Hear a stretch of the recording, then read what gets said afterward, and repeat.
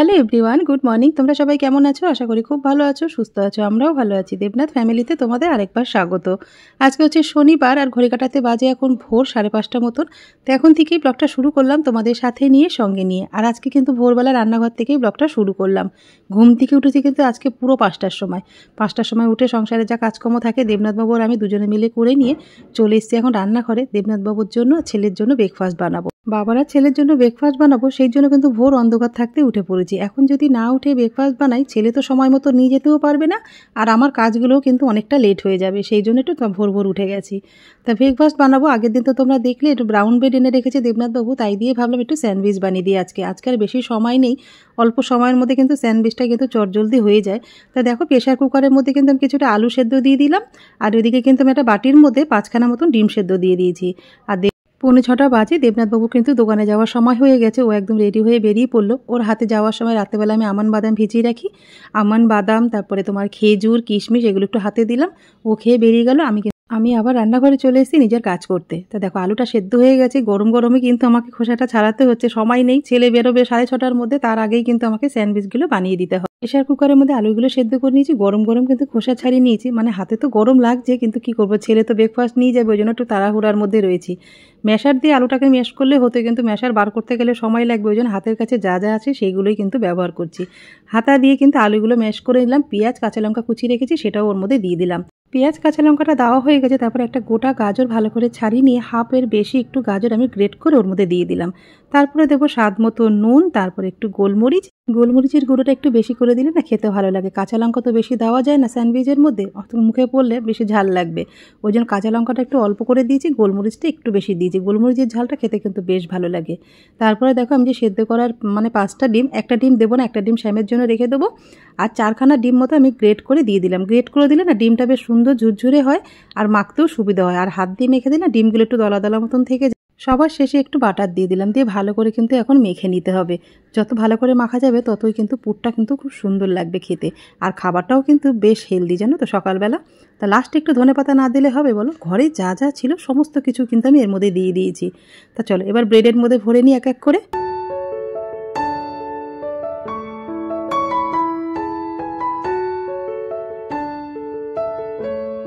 সব কিছু গুছিয়ে নিয়ে এবার ব্রেডটা বার করে নিলাম। এবার ব্রেডের মধ্যে বেশ খানিকটা করে পুর দিয়ে তারপরে কিন্তু স্যান্ডউইচ বানিয়ে দিতে হবে। খাবারটা খেতেও হবে, সেটা কিন্তু আবার হেলদিও হতে হবে। আর ছেলেকে কিন্তু এইভাবেই দিই যখন সকালে কিছু ব্রেকফাস্ট বানিয়ে দিই ওর জন্য। তা দেখো, এই ব্রাউন ব্রেডটা কিন্তু শুধু খেতে না ভীষণ ভালো লাগে, জানো তো, এত নরম থাকে। আর শুধু যেন চায়ের সাথে যদি তুমি 2 পিস ব্রেড এমনি শুধু ছেঁকে খাও না, তাতেও কিন্তু ভালো লাগে। বাটার কিছু দিতে লাগে, শুধু সেঁকে খেলেই বেশি ভালো লাগে চায়ের সাথে খেতে। লাল চা দিয়েও খেতে পারো, দুধ চা দিয়েও ভালো লাগে। তারপরে দেখো, বেশি করে কিন্তু আলুর স্টাফিং যেটা রেডি করেছি, সেটা কিন্তু বেশি করে আমি একদম দিয়ে দিলাম ছেলেকে, যাতে ও 4 পিস ব্রেড ভালো করে পেট ভরে যায়। কেন, জিম করলে তো প্রচুর খিদে পায়, আর 7-8টা করে ডিম সেদ্ধ নিয়ে যায়। আজকে তো অতগুলো ডিম আমি সেদ্ধ দিইনি, 4টে ডিমের মধ্যে বাবার আর ছেলেরকেই ব্রেকফাস্ট বানিয়ে দিলাম। তা স্যান্ডউইচগুলো আমার রেডি হয়ে গেছে। 2টো স্যান্ডউইচ কেটে দেবো, আর বাদবাকিগুলো আর কাটবো না। একটু স্যান্ডউইচ বানাবো, স্যান্ডউইচের মতন দেখতে না লাগলে ভালো লাগে বলো তো? ছেলেকে একটু গুছিয়ে পরিপাটি করে দিতে আমার কিন্তু বেশ ভালো লাগে।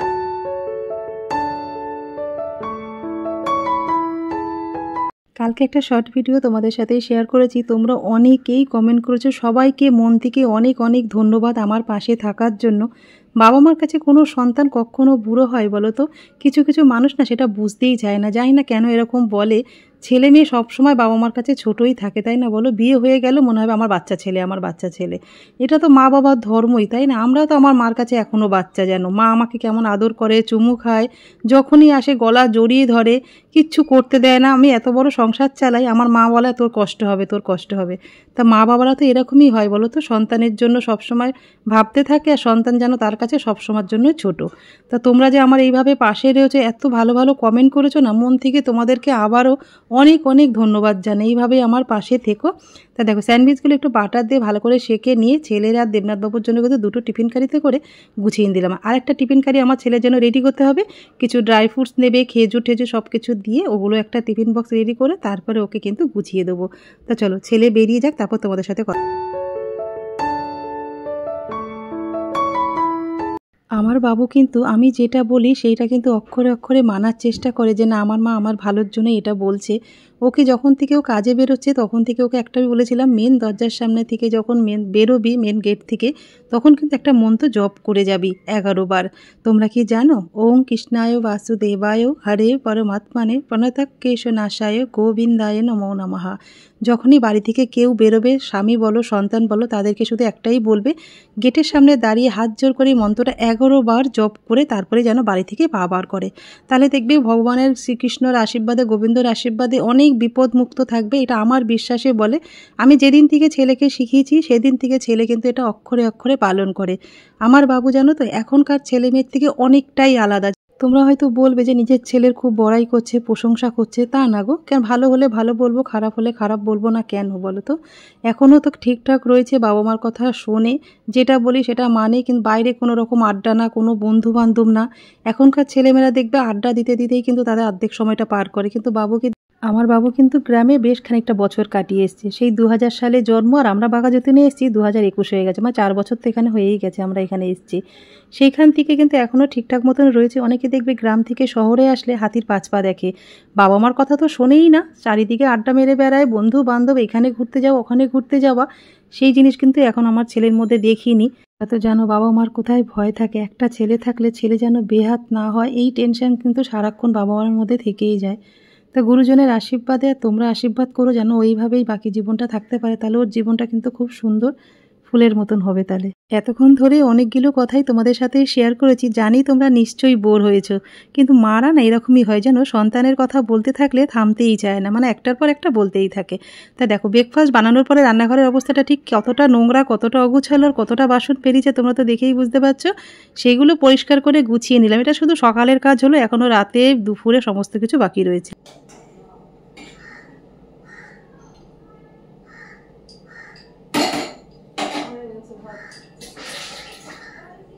ভোরবেলা ব্রেকফাস্ট বানানোর পরে তোমাদের সাথে একটুও কথা বলতে পারিনি। বাবুকে সমস্ত টিফিন গুছিয়ে দিয়ে তারপরে গিয়ে একটু শুয়েছিলাম, ফোনে এডিটিং বাকি ছিল সে এডিট করতে। ওমা, তারপর কখন ঘুমিয়ে পড়েছে আমার একদম খেয়াল নেই, জানো তো। 8টা বেজে গেছে আজকে ঘুম থেকে উঠতে। তারপরে তাড়াতাড়ি করে উঠে, অনেকটা বেলা হয়ে গেছে পুজো সারতে, ওই জন্য তোমাদের সাথে ঠিক মতো কথা বলাই হয়নি। তা দেখো ভাত বসিয়ে দিয়েছি, আর কালকে ডাল ছিল, ডালটা একটু গরম করে, আর একটু আমুদি মাছ রান্না করেছিলাম কালকে, সেটা একটু ছিল, সেগুলো গরম করে। আর আজকে দেখো তোমাদের সাথে একটা মাছের রেসিপি শেয়ার করবো, ভেটকি মাছের ভাপা বানাবো। তা চলো আমি যেভাবে বানাবো সেই রেসিপিটাই তোমাদের সাথে শেয়ার করবো, আশা করছি ভালো লাগবে। ভেটকি মাছের ভাপা বানানোর জন্য সমস্ত কিছু এখানে গুছিয়ে নিয়েছি, এগুলো এখন বাটতে হবে। আর এখানে দেখো সর্ষে, 2 রকমের সর্ষে, হলুদ সর্ষে, কালো সর্ষে, পোস্ত, একটু গরম জল আমি অনেকক্ষণ আগে ভিজিয়ে রেখেছিলাম, কেন ছোট মিক্সার বাটিটা না আমার একটু খারাপ হয়ে গেছে, ওই জন্য বড়টার মধ্যে করতে হবে। আর পোস্ত সর্ষে জানো তো বাটতে খুব সমস্যা হয়। শিলনোড়া তো রয়েছে, কিন্তু এখন আর শিলনোড়া নামাতে, মানে ওখান থেকে নিচ থেকে ওপরে তুলতে আমার একদম ইচ্ছাই করছে না আজকে। শিলে মশলা বেটে পাতুরি বা ভাপা রান্না করলে সবচেয়ে স্বাদ হয় মাছে, আর খেতেও ভালো লাগে। চলো আমি যেভাবে বানাবো আর কি কি মশলা দিয়ে আজকে ভাপা বানাচ্ছি সেগুলো তোমাদের সাথে শেয়ার করি। তার আগে আমি ভাতটা নামিয়ে, ভাত হয়ে গেছে। বাবাকে টিফিন তো গুছিয়ে দিয়েছি, আমার জন্য অল্প একটু ছিল, সেটা আমি খেয়ে নিয়ে তারপরে কিন্তু স্যামকে খাওয়ালাম। মানে এইসব কাজ করতে একটু বেলাই হয়ে গেছে।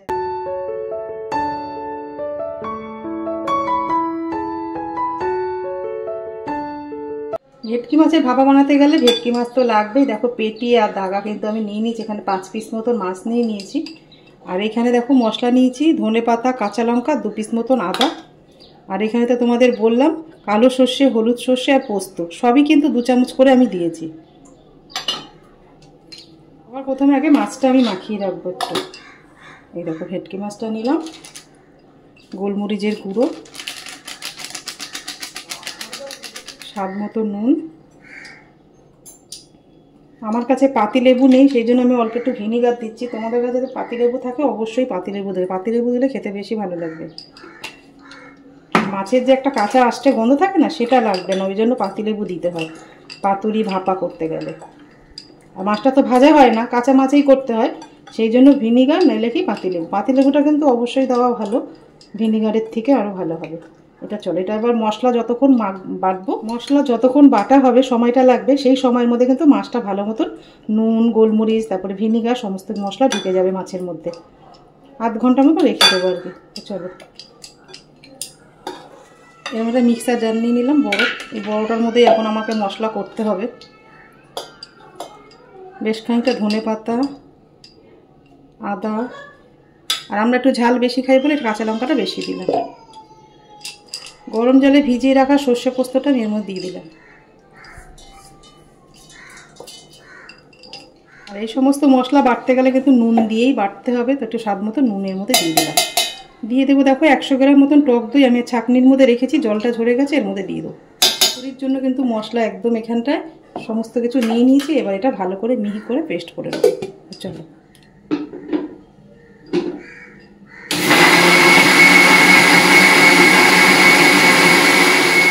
মশলাটা কিন্তু আমার বাটা হয়ে গেছে, একদম মিহি করে বেটে নিয়েছি। গরম জলে ভিজিয়ে রাখলে না সর্ষে পোস্তটা খুব সুন্দর বাটা হয়, জানো তো মিক্সার জারে। এমনি দিলে না একদম বাটা হতে চায় না, অনেকটাই সময় লাগে।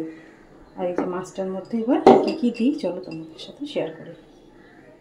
ভেটকি মাছের পাতুরি এক একজন কিন্তু এক এক রকমভাবে বানায়, আমি যেরকম বানাই সেগুলোই তোমাদের সাথে কিন্তু শেয়ার করছি। মাছটার মধ্যে তো ভিনিগার আর তোমার গোলমরিচের গুঁড়ো আর স্বাদ মতো নুন দিয়ে কিন্তু মেখে রেখেছিলাম। এবার আমি মশলা দিয়ে দিচ্ছি, এই যে সর্ষে, তারপর 2 রকমের সর্ষে, পোস্ত, ধনেপাতা, কাঁচা লঙ্কা, একটু আদা আর টক দই। মাছ 4-5টা মাছ, সেই পরিমাণে কিন্তু মশলাটা যেরকম মাছ নেবে সেই অনুযায়ী কিন্তু মশলাটা একটু বেশি দিতে হবে। তা আমার কাছে 5 পিস মাছ বলে মশলাটা দিলাম, যদি মাখার পরে মনে হয় যে লাগবে তাহলে কিন্তু আমি আরেকটু দেবো। আর এখানে টক দই দেওয়া রয়েছে, একটু স্বাদটা যাতে ব্যালেন্স হয় সেই জন্য কিন্তু আমি অল্প একটু 2-4 দানা একটু চিনি দিয়ে দিলাম। পাতুরির মেন যে উপকরণ সেটা হচ্ছে সর্ষের তেল। এটা না দিলে কিন্তু পাতুরি ভাপা কিছুই কিন্তু হবে না, একদম খেতে কিন্তু একদম বেমানান লাগবে। তা বেশ খানিকটা কিন্তু সর্ষের তেল দিতে হবে এর মধ্যে। নুনটা একটু আমি চেক করে দেখে নেবো, অল্প একটু আমি নুন দিয়ে দিলাম এর মধ্যে। দিয়ে এবার হাত দিয়ে কিন্তু মাছটা মাখতে হবে।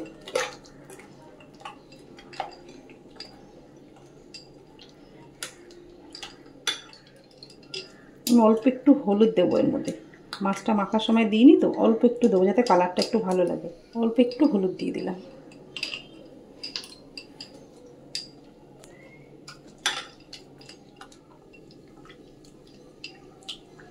চলো মাখা কিন্তু আমার একদম হয়ে গেছে। এবার যে পাত্রে দেবো সেই পাত্রটার মধ্যে আমি একটা স্টিলের এরকম ডেস্কের মধ্যে বসাচ্ছি। টিফিন বক্সটা এই মুহূর্তে তো দেবনাথবাবু আর ছেলে নিয়ে গেছে, 3টে টিফিন বক্স নিয়ে গেছে। প্লাস্টিকের ঢাকনা সমেত টিফিন বক্স তো অনেক আছে, কিন্তু স্টিলের ছাড়া তো হবে না। আমি একটা এরকম করে দিলাম, এর কিন্তু ঢাকনা রয়েছে।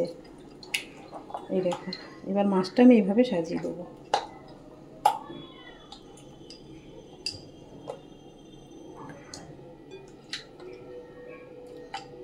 মাছটা সব দিয়ে দিয়েছি, এবার মশলাটা কিন্তু আমি সমস্তটা এর মধ্যে দিয়ে দেবো। আর মাছের পাতুরি বানাতে গেলে মশলা ধোয়া বা হাত ধোয়া জল কিন্তু অবশ্যই দিতে হবে, তাহলে কিন্তু রান্নার স্বাদ কিন্তু দ্বিগুণ হয়ে যায়। আমার দিদিমা সবসময় বলতো। এই দেখো অল্প করে একটু জল আমি দিয়ে দিলাম, মাছটা তো সেদ্ধ হবে সেই জন্য। উপর থেকে দিয়ে দেবো কটা কাঁচা লঙ্কা, আর যেটা দিতে হবে কিপটামো করলে চলবে না, একটু সর্ষের তেল। তোমাদের বললাম একটা ঢাকনা কিন্তু এর রয়েছে। এবার আমি বসিয়ে দেবো। কড়াইয়ের মধ্যে জল দিয়ে দিয়েছি, জলটা ভালো করে ফুটে গেছে। আর এর মধ্যে কিন্তু আমি একটা ছোট স্ট্যান্ড মতন দিয়েছি যাতে জলটা ডেস্কিটা বসাতে হয়। তো চলো তোমাদেরকে জল কিন্তু একদম ফুটে গেছিলো, দেখো ছোট্ট একটা স্ট্যান্ড আমি এর মধ্যে বসিয়ে দিয়েছি। এবার কিন্তু মাছটা এর মধ্যে বসিয়ে দেবো। গ্যাসটা কিন্তু বাড়িয়ে দিতে হবে। এবার একটা গামলা দিয়ে এটা চেপে দিতে হবে, এটা তো হচ্ছে না, ফাঁকা রয়েছে।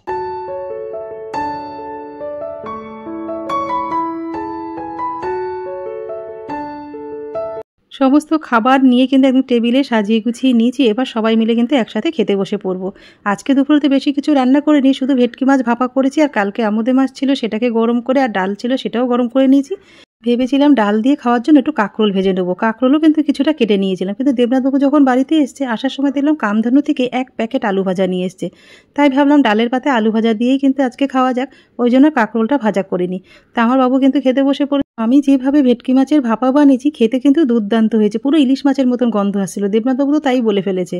কেন বলো তো, সর্ষের তেলের যেটা ঝাঁজ গন্ধ, কালো সর্ষের গন্ধ, মানে দারুণ আসছিল খেতে।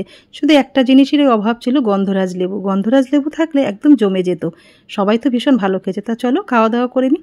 আজকের ব্লগটা তাহলে এই পর্যন্তই রাখলাম। যদি তোমাদের কিছু ভালো লেগে থাকে আজকের ব্লগটা অবশ্যই লাইক কমেন্ট শেয়ার করো, আর আমার চ্যানেল নতুন হলে অবশ্যই কিন্তু তোমরা সাবস্ক্রাইব করো।